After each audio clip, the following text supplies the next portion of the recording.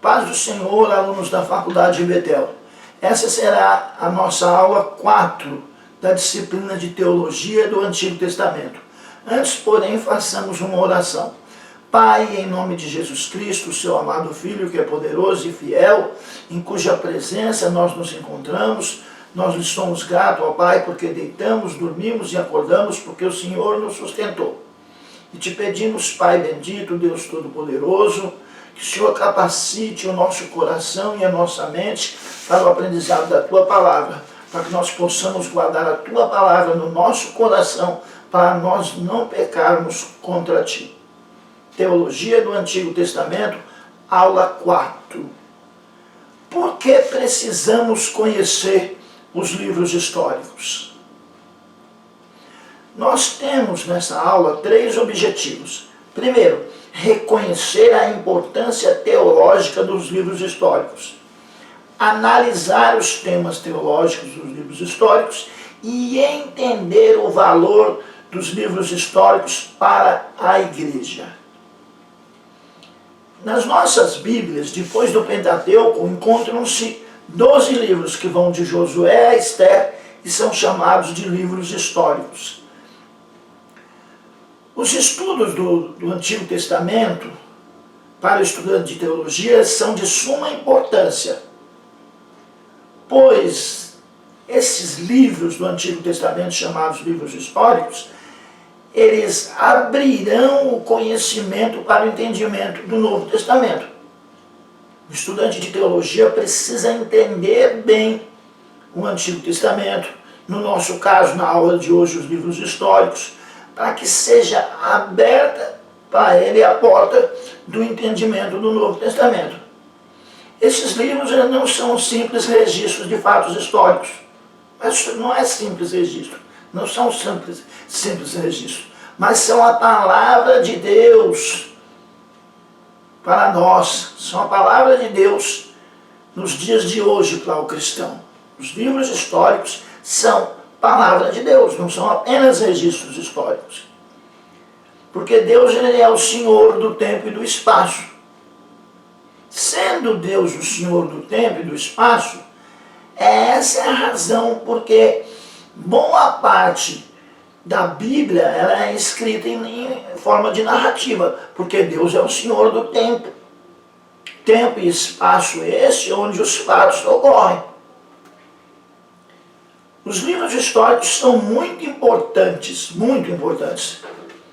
À medida que a narrativa se desenvolve, os livros históricos revelam Deus, revelam como ele se apresenta, revelam a sua mensagem, mostram que Deus é o Deus da história, é o Deus que fez um concerto com um povo, e que esse conceito, essa relação é apresentada dentro de um tempo, dentro de dadas situações. Então, por isso, para conhecer bem a Deus, para conhecer a Deus da melhor maneira possível, é necessário conhecer a história. A revelação divina, Deus se mostrando, Deus se revelando, não é um ditado. Não foi alguém que ditou e outra pessoa registrou, mas foi um processo lento que acompanhou toda a caminhada do povo escolhido. São 12 livros históricos, de Josué a Esther. Então nós temos uma divisão didática em 3 períodos. Não é uma divisão exata, é uma divisão apenas para efeito didático. Então, os 12 livros divididos em 3 períodos. O primeiro período é chamado período da teocracia, e o povo está sob o governo dos juízes.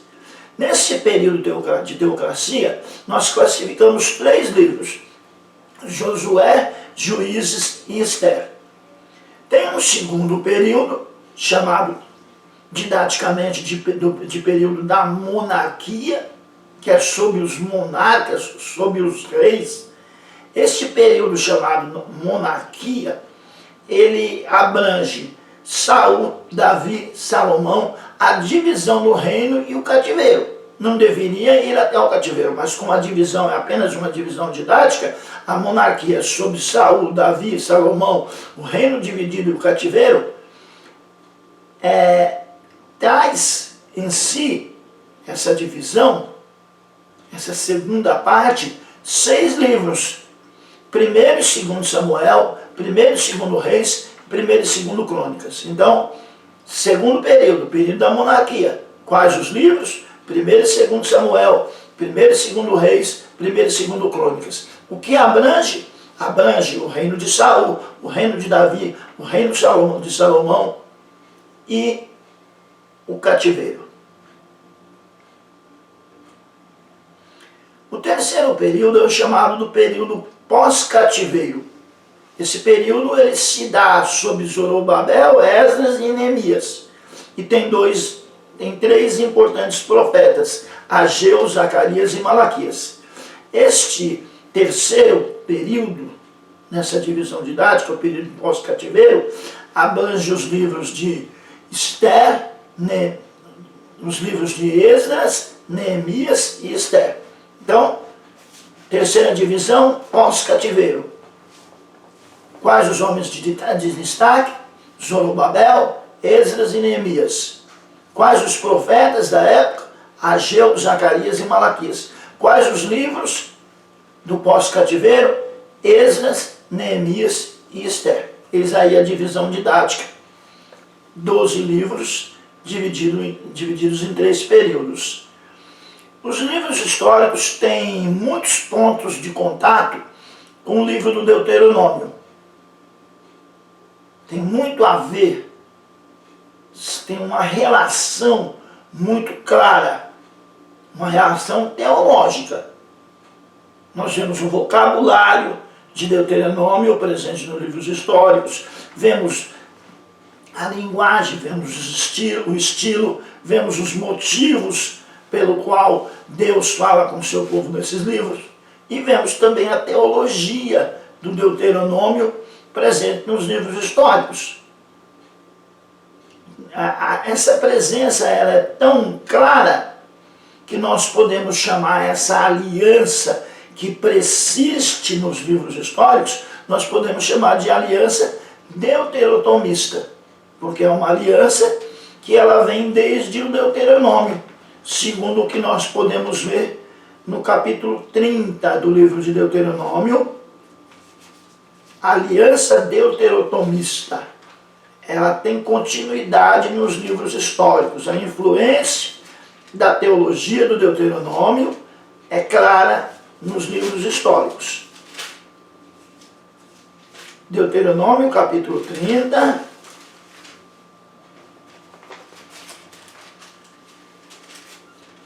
Versículo de número 15.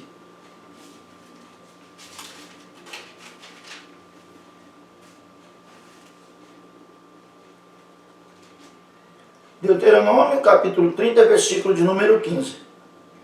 Vês aqui hoje te proponho. Vês aqui hoje te tenho proposto o bem e a vida, a morte e o mal. Aliança deuterocanônica. Bem, vida, morte e mal. Isso é presente na aliança deuterocanônica, ou deuteronomista, como preferir, que influencia claramente os livros históricos. Deixa eu só repetir aqui a leitura, para que isso fique bem claro. Deuteronômio, capítulo 30, versículo de número 15. Vês aqui, hoje te tenho proposto a vida e o bem, a morte e o mal. Vida de obediência, e o bem, morte, desobediência, conduz à morte, conduz ao mal.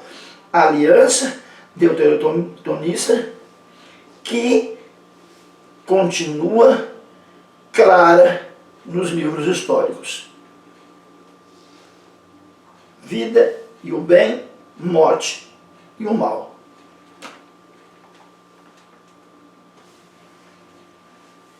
Vamos analisar então os temas teológicos nesse período chamado teocracia, no período de Josué, Juízes e Ruth, o primeiro dos 3 períodos em que os livros históricos estão divididos. Como nós vimos, os livros históricos estão divididos no período da teocracia, no período no período da teocracia, no período da monarquia e no período do pós-cativeiro. Então, vamos observar os temas teológicos no período da teocracia, onde vemos os livros de Josué, Juízes e Ruth. Portanto, primeiramente, temas teológicos em Josué. Vejamos Cristo no livro de Josué. Cristo está presente no livro de Josué. Quando nós entendemos essa relação que estamos estudando desde o princípio das nossas aulas, desde a nossa primeira, segunda aula, nós estamos estudando o Antigo Testamento em relação ao Novo. Estamos usando esse método para estudarmos teologia do Antigo Testamento. Então vejamos Cristo no livro de Josué. Cristo é revelado no livro de Josué de 3 maneiras: por revelação direta, por modelos e por aspectos iluminantes da sua natureza. Por revelação direta, por modelos, por aspectos iluminantes de sua natureza. Vejamos Josué capítulo 5, primeiro dos livros históricos, o capítulo 5. Josué capítulo 5, nós vamos ler do versículo 1, Josué capítulo 5, nós vamos ler do versículo 13 ao 15. Josué capítulo 5, versículos 13 ao 15. E sucedeu que, estando Josué ao pé de Jericó, levantou os seus olhos e olhou, e eis que se pôs em pé diante dele um homem que tinha na mão uma espada nua. E chegou-se Josué a ele e disse: És tu dos nossos ou dos nossos inimigos? E disse ele: Não, mas vem agora como príncipe do exército do Senhor. Então Josué se prostrou sobre o seu rosto na terra e adorou. E disse: Que diz o Senhor ao seu servo? Então disse o príncipe dos exércitos do Senhor a Josué: Descalça os sapatos de teus pés, porque o lugar em que estás é santo. E fez Josué assim. Nós vemos aí o Deus Trino, ele aparece a Josué, personificado como príncipe do exército do Senhor. Isso é uma revelação direta. Ele aparece diretamente a Josué como príncipe do exército do Senhor.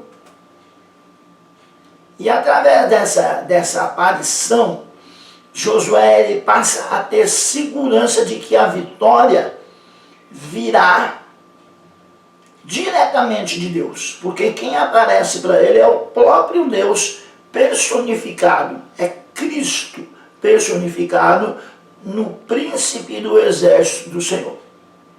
Josué ele só precisa agora seguir os planos desse príncipe, seguir os planos de Deus, porque a vitória é garantida pelo príncipe do exército do Senhor.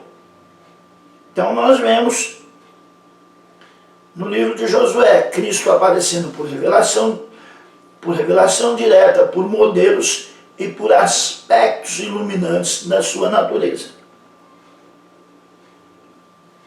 Um dos aspectos da natureza de Cristo é a natureza revelada em Josué como a promessa cumprida. Então, nós falamos em aspectos da natureza de Cristo. Um desses aspectos é o aspecto da natureza revelada em Josué.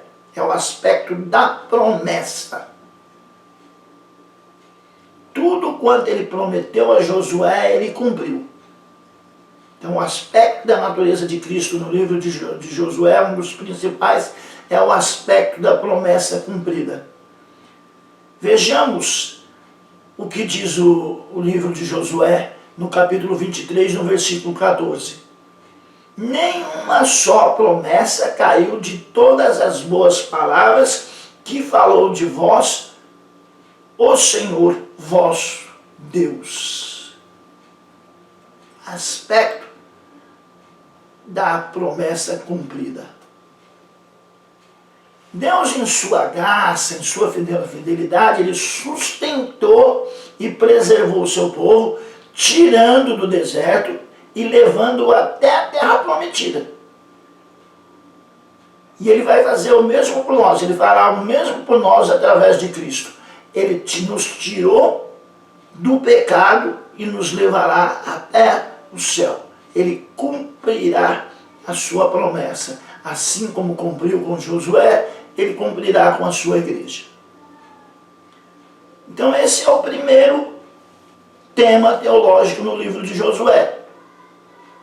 Cristo no livro de Josué.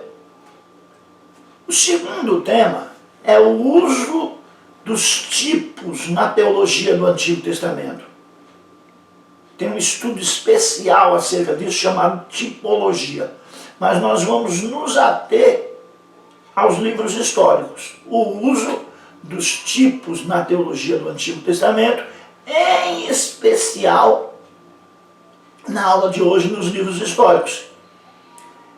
É notório o uso dos tipos para a interpretação do Antigo Testamento, em geral, e dos livros históricos em especial. É notório o uso de tipos.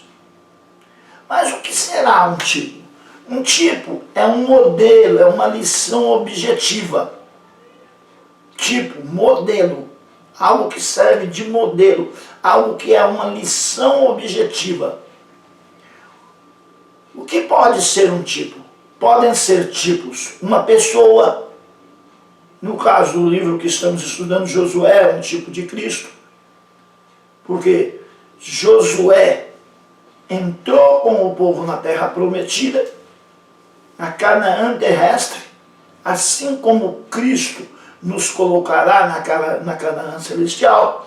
Então o tipo pode ser uma pessoa. No caso do livro que nós estamos estudando, Josué é um tipo de Cristo.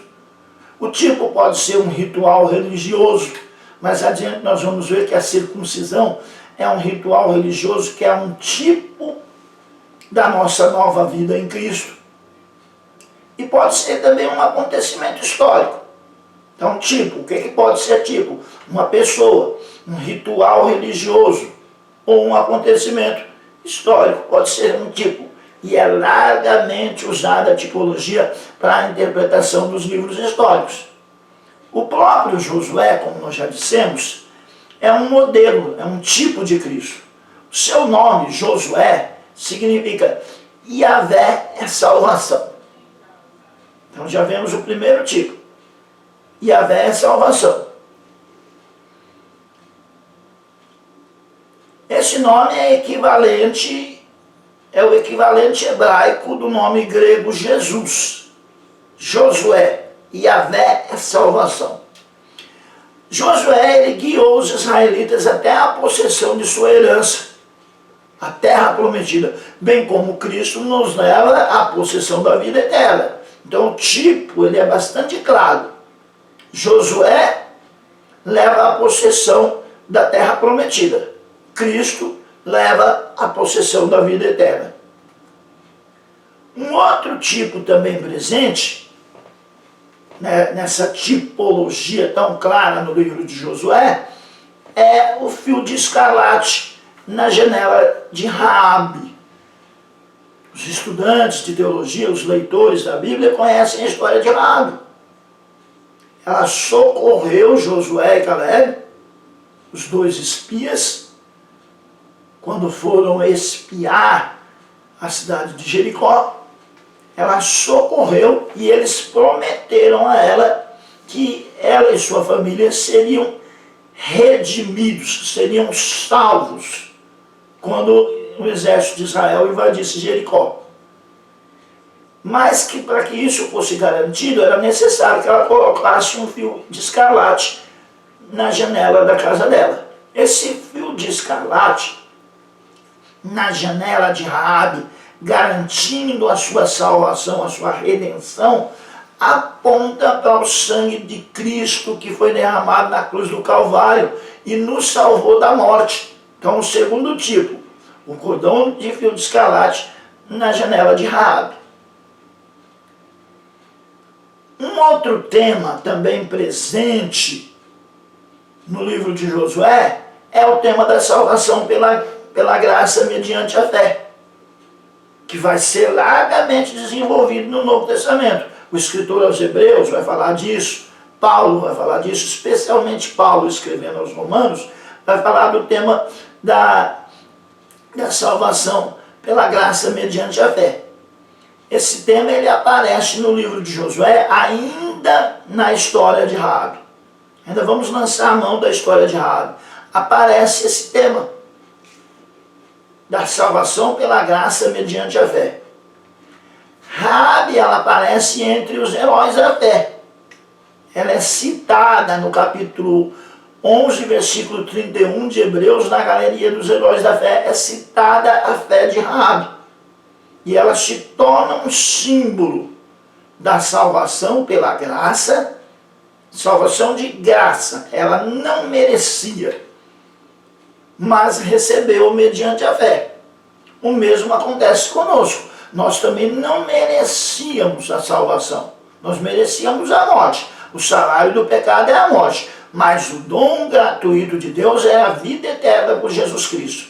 Assim como Raabe alcançou a salvação da morte física de graça somente pela sua fé.